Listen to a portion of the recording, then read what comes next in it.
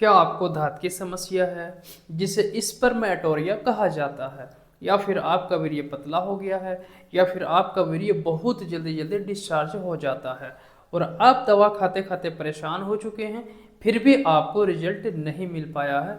तो दोस्तों, यह वीडियो आपके लिए है और आज की इस वीडियो में ऐसी मेडिसिन के बारे में बात करेंगे जो स्पर्मेटोरिया यानी कि दांत के ऊपर जड़ पे काम करता है। हाय हेलो नमस्ते आदाब सत श्री अकाल, मैं हूं नौसाद और आप देख रहे हैं फंटोस मेडिका।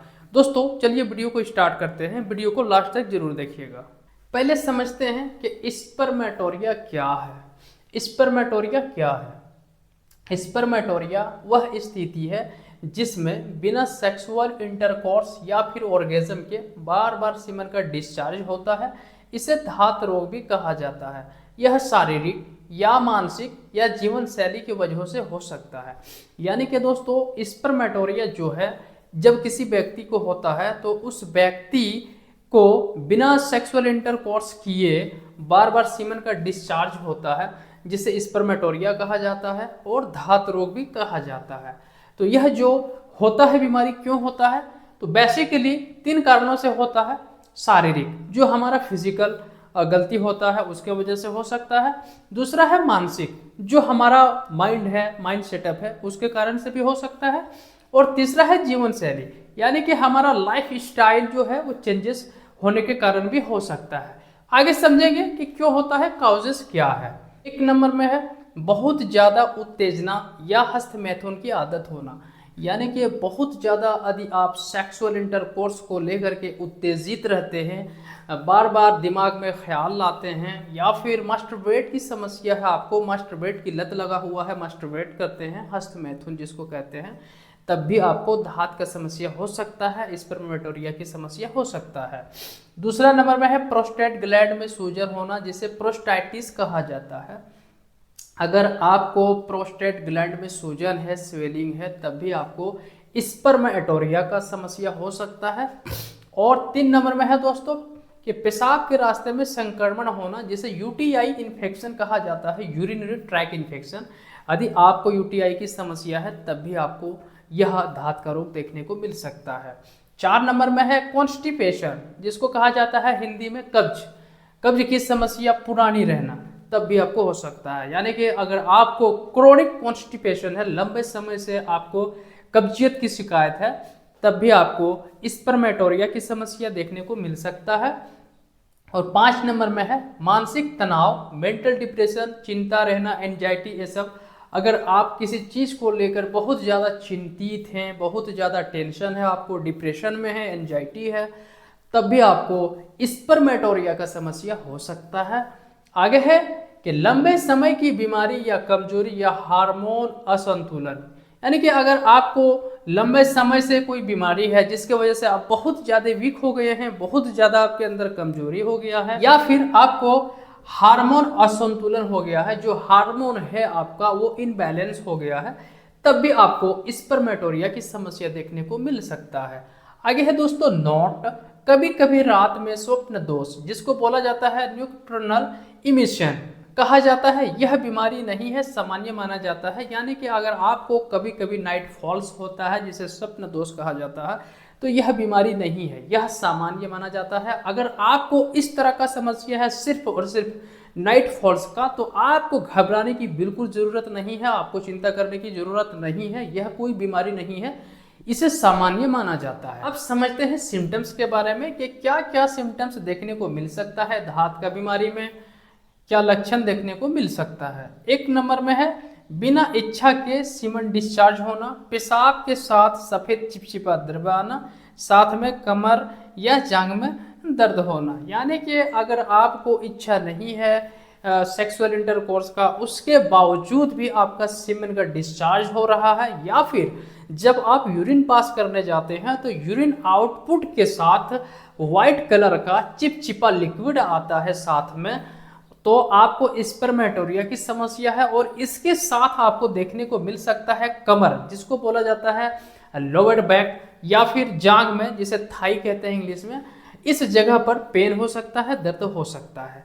2 नंबर में है थकान या कमजोरी रहना, मानसिक घबराहट या चिंता रहना, यानी कि जब आपको स्पर्मेटोरिया की समस्या हो जाता है, धात की समस्या हो जाता है, तो आपको एक तरह से थकान महसूस होने लगता है, क्योंकि आपके अंदर काफी वीकनेस आ जाता है, इसलिए थकान की समस्या रहने लगता है। और मानसिक घबराहट, क्योंकि आपको बार बार आपका जो मेंटल है, आपका जो दिमाग है, उसको डिस्टर्ब करता है कि हमें क्या हो गया, ये कैसे ठीक होगा, हम दवाई पे दवाई खाए जा रहे हैं फिर भी हमको ठीक नहीं हो रहा है, इसलिए आपको चिंता हो सकता है, आप डिप्रेशन में जा सकते हैं, एंजाइटी हो सकता है। एंड 3 नंबर में है कि सेक्सुअल इंटरकोर्स की इच्छा कम होना इत्यादि। यानी कि अगर आपको स्पर्मेटोरिया की समस्या होता है, जब धात की समस्या होता है, तो सेक्सुअल इंटरकोर्स की इच्छा कम हो जाता है, यौन संबंध बनाने की इच्छा कम हो जाता है। तो दोस्तों ये था स्पर्मेटोरिया, ये था काउजेस और ये था सिम्टम्स। अब समझेंगे डायग्नोस के बारे में कि इसको कैसे हम डायग्नोस करेंगे, हमारा धात है, उसके बाद समझेंगे ट्रीटमेंट के बारे में। दोस्तों ऐसा मेडिसिन बताएंगे जो आपको जड़ से ठीक होगा आपका धात। डायग्नोसिस यानी कि जांच कैसे करें, क्या क्या जांच किया जाता है। यूरिन टेस्ट, यूरिन टेस्ट में क्या होगा हमारा, यूरिन टेस्ट से ये पता चलेगा कहीं हमें यूटीआई तो नहीं है, जिसमें से यूरिन सीएस यानी कि यूरिन कल्चर सेंसिटिविटी टेस्ट किया जाता है। एंड दूसरा है सीमन एनालिसिस, आपका जो सीमन है उसको लेकर के और एनालिसिस करते हैं। एंड 3 नंबर में है प्रोस्टेट टेस्ट, प्रोस्टेट ग्लैंड जो है दोस्तों, उस प्रोस्टेट ग्लैंड को देखा जाता है कि कहीं इसमें स्वेलिंग है क्या, सूजन है क्या। तो हमें प्रोस्टेट को देखने के लिए क्या कराना पड़ेगा, यूएसजी, होल एब्डोमेन यूएसजी यानी कि अल्ट्रासोनोग्राफी। और 4 नंबर में है हार्मोन टेस्ट एसओएस, जरूरत पड़ने पर अगर हम first test, second and third test करा लेंगे और अगर नॉर्मल आएगा तो हम 4th टेस्ट तब कराएंगे, हार्मोन टेस्ट जिसको कहा जाता है। तो हार्मोन टेस्ट दोस्तों एसओएस जरूरत पड़ने पर कराया जाता है, अन्यथा कराने की जरूरत नहीं। यह है डायग्नोस। अब देखते हैं ट्रीटमेंट, जो उपचार है, क्या क्या उपचार दिया जाता है। पहले नॉन फार्माकोलॉजिकल ट्रीटमेंट देखते हैं, उसके बाद फार्माकोलॉजिकल ट्रीटमेंट देखेंगे। 1 नंबर में है यूरिन में इन्फेक्शन है तो एंटीबायोटिक यूरिन सीएस के मुताबिक। यानी कि दोस्तों यदि हम यूरिन टेस्ट कराते हैं और यूरिन में हमारा इन्फेक्शन निकल करके आता है तो हमारा क्या चलेगा यूरिन इन्फेक्शन में, क्योंकि यूरिन इन्फेक्शन एक बैक्टीरियल इन्फेक्शन होता है, तो इसमें हमारा चलेगा एंटीबायोटिक, क्योंकि बैक्टीरिया के ऊपर हमारा एंटीबायोटिक मेडिसिन काम करता है। तो कौन सा एंटीबायोटिक चलेगा, urine CS, urine culture sensitivity report में जो हमारा एंटीबायोटिक मेडिसिन है, हाई सेंसिटिविटी लिख करके आएगा, उस एंटीबायोटिक को चलाया जाता है, उसके मुताबिक चलाएंगे। फिर भी जो कॉमन मेडिसिन चलता है, लिवोफ्लॉक्सासिन चलता है, ऑफ्लॉक्सासिन चलता है, एमोक्सिसिलिन चल सकता है दोस्तों, ये सब एंटीबायोटिक मेडिसिन चल सकता है और चलता है। 2 नंबर में है यदि प्रोस्टेटिस है तो एंटी इंफ्लेमेटरी ड्रग। यदि हमारा जो थर्ड का टेस्ट है प्रोस्टेट ग्लैंड, अगर प्रोस्टेट ग्लैंड में इंफ्लेमेशन निकल करके आता है कि सूजन है, तब हमारा चलेगा प्रोस्टेटिस के लिए एंटी इंफ्लेमेटरी ड्रग। जो एक ड्रग होता है दोस्तों जिसका नाम है यूरीमैक्स, 0.4 mg करके चलाया जाता है। एंड आगे है यदि ये सब समस्या नहीं है तो antibiotic anti inflammatory drug avoid करना है, नहीं लेना है। तो फिर क्या लेना है हम आगे बात करेंगे, अभी नॉन फार्माकोलॉजिकल ट्रीटमेंट हम समझते हैं।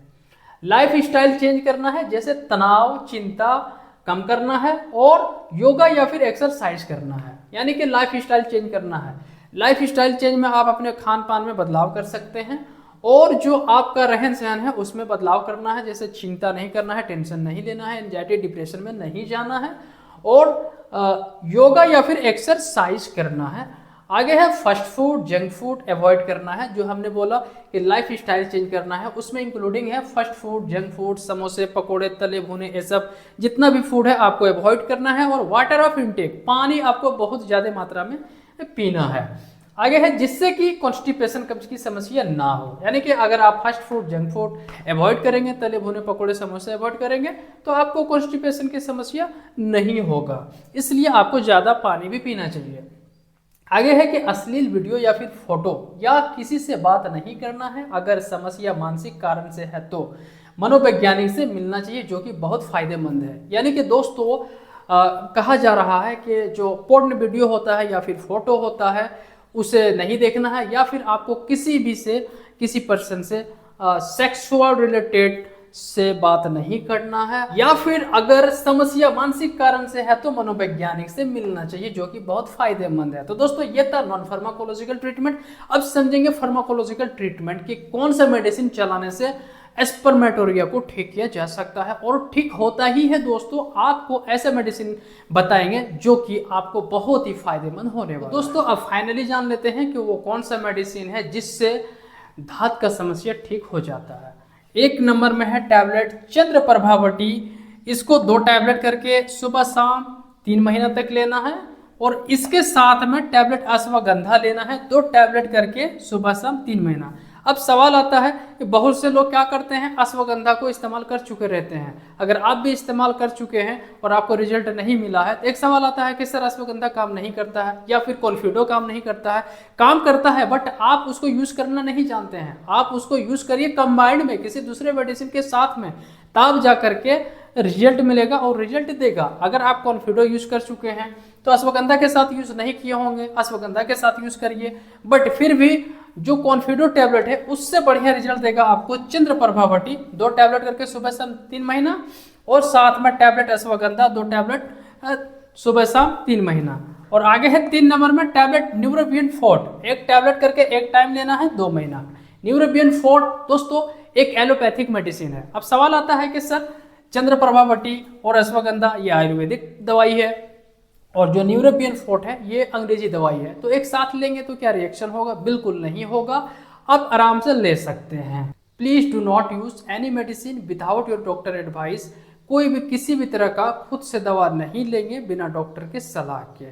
दोस्तों यह वीडियो सिर्फ और सिर्फ उनके लिए है जो मेडिकल रिलेटेड से नॉलेज रखना चाहता है या फिर प्रैक्टिस करता है। आई होप कि यह वीडियो आपको अच्छा लगा होगा। अगर अच्छा लगा हो तो लाइक, कमेंट, शेयर, सब्सक्राइब जरूर करें। मिलते हैं किसी नेक्स्ट वीडियो में, तब तक के लिए जय हिंद।